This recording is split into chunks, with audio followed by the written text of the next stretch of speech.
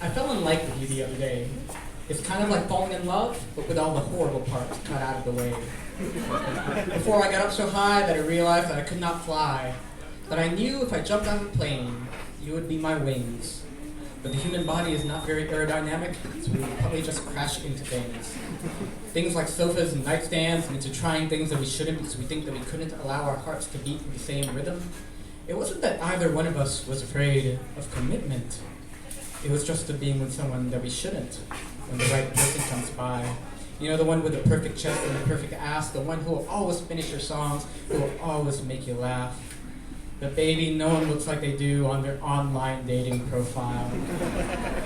That smile is from 5 years younger, back before we hungered for adventure. And you're convinced you're the one who always wanted to settle down, I was the one who always wanted to fly, and you try to tell me that my lifestyle was something I should be ashamed of, that something I should try to hide. But baby, you were living your own little lie. And I wish I had seen the signs, like that time you told me about that patient you had that died. See, he was only 5. You did not cry, you did not even bat an eye.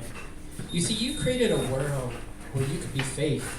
And I lived in a world where I forgot what it was like to be afraid. I remember that time when we were riding bikes and I turned around and I saw that look in your eyes and you were terrified. We're so close to that bus on the inside lane and I thought to myself, you know, I'm not afraid. Maybe I'm the one who's insane. I used to love street racing as a kid. I used to ride mountain bikes in the pouring rain. And it took someone like you to make me care about my life again and treat it as more than just a game that I thought that we were all going to lose one day anyway.